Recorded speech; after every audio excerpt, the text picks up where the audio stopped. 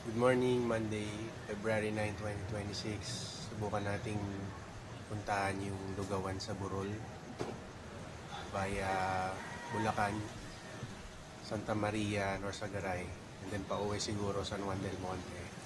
Depende kung anong oras tayo abutan sa labas. So, medium ride, 30 kilometers mula dito sa Valenzuela City. Ayun, thank you sa pagsama sa akin. Kita-kits.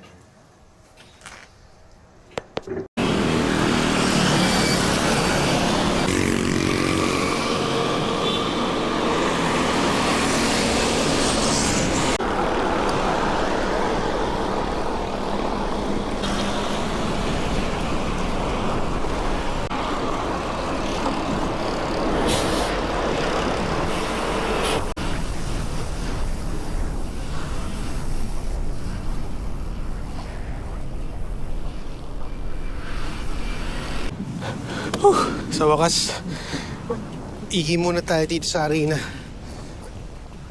bago tumuloy. Sobrang lakas ng hangin. Buti na lang naka-gravel bike ako. Okay, energy bar muna, chocolate. Bago tayo tumuloy, sugar kailangan natin.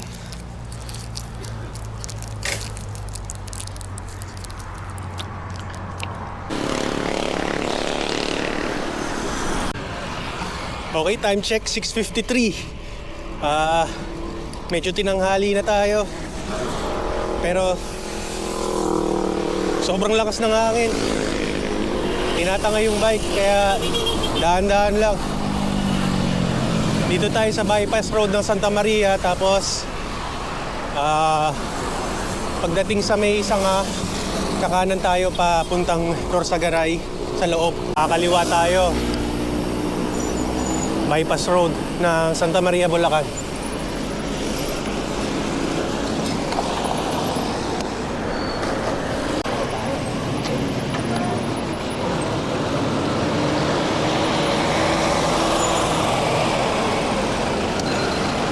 Pag dumiretso ka papuntang bayan ng Santa Maria, lumang bayan, dito tayo sa kaliwa, papuntang Pulong Buhangin.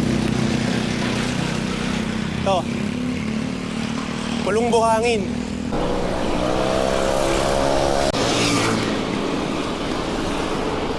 Tayo sa kaliwa, puntang Pulong Buhangin. Yung kanan papuntang Santa Maria na bayan. Dito tayo. Dito tayo sa kanan. Papuntang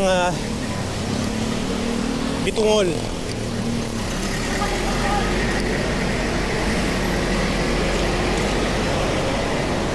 Ito.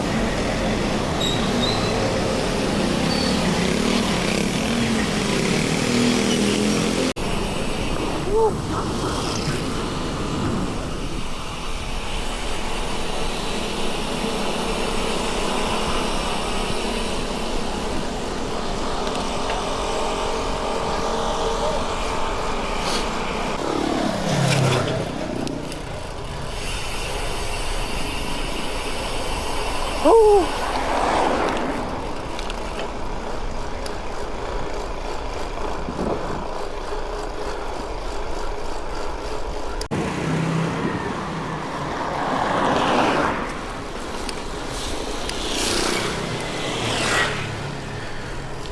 Ganda ng daan dito. Kung wala lang sasakyan siguro masarap mag-ensayo dito, taas baba ng Banayad. Konti na lang siguro, nasa Lugawan na tayo.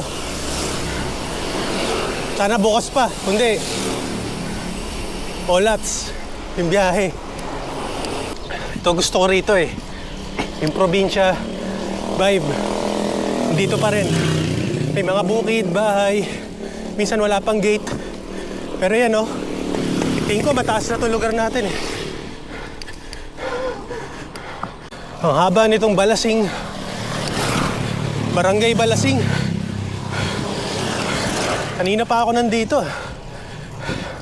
Ahaba. Barangay Tigbe. So malapit na tayo. Sa Barangay Tigbe, ito na yun.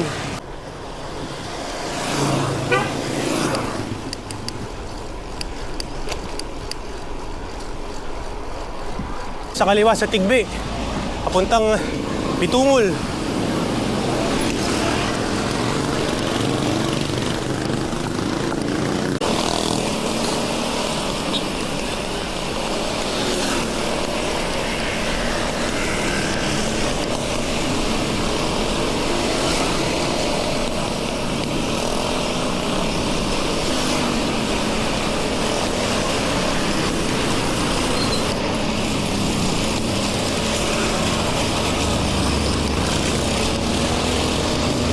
Ito na, yung barangay hall ng Tigbe.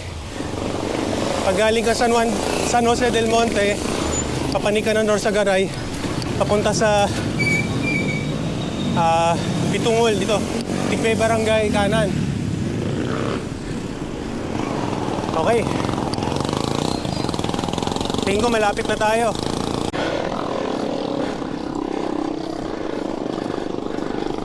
Puro ahon dito. Sige pa, kaya pa.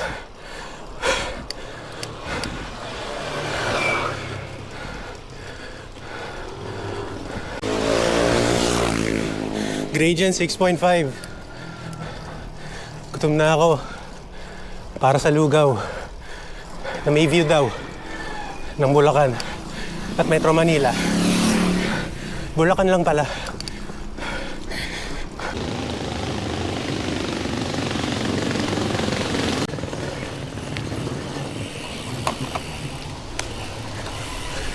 Lapit na raw. Nagtanong na ako. Kala ko kasi naliligaw ako eh. Yari tayo.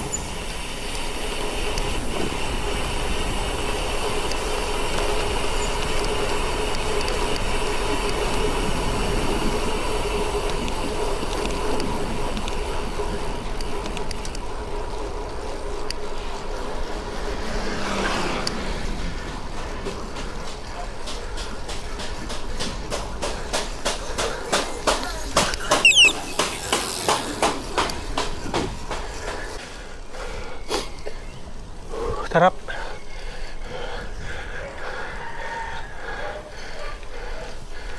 Halala.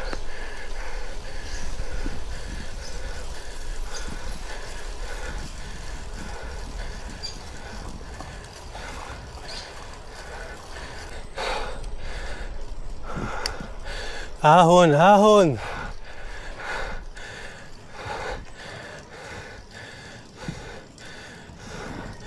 Dahan-dahan hanggang marating ang patutunguhan.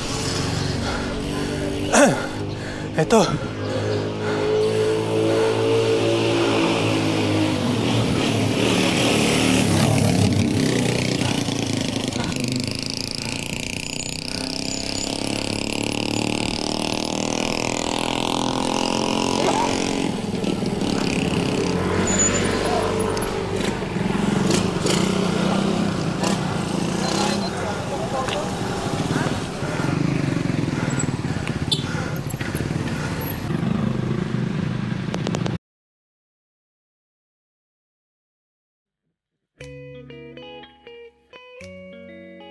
Dito ko na lang itutuloy yung aking parang vlog. Ubusan na ng battery yung Insta360. So nandito na tayo sa Tanawan. Nasa taas siya ng bundok. Kaya rewarding yung view dito. Silipin natin mamaya kung ano yung tsura. Ano makikita rito.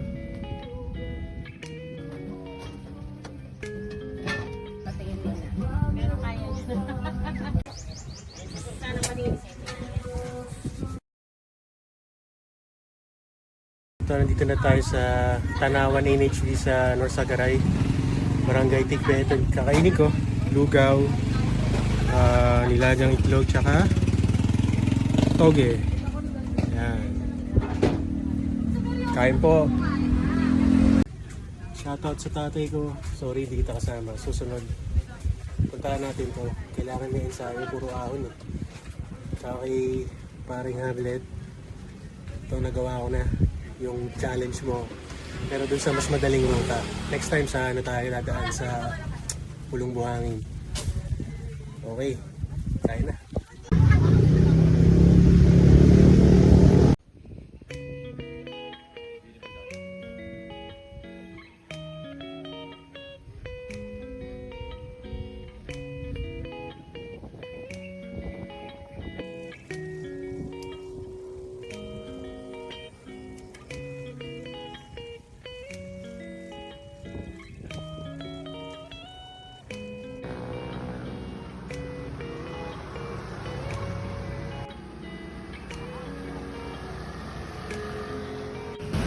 Okay, dito na tayo sa Bitungol, ang Calabao Rotonda.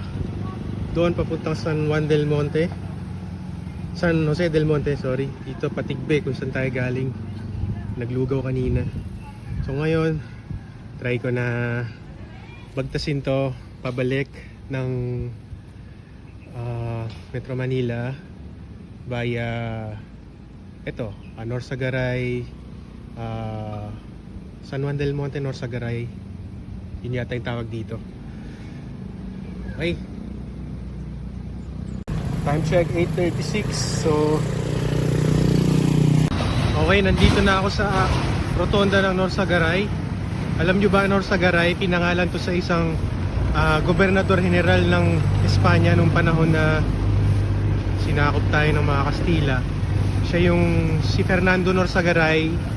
Governor General siya from 1857 to 1860. At ang contribution niya dito sa ating bansa nung mga panahong yon,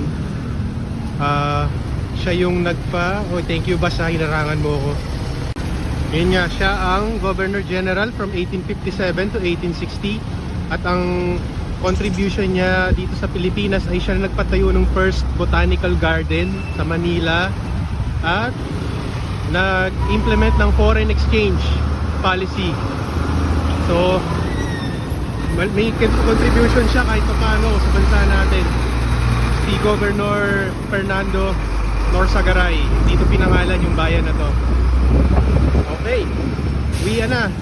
Kaya mapapansin nyo mayroong flag ng Spain. Kasi in honor of Spain, sa contribution ni Governor General Fernando Norsagaray.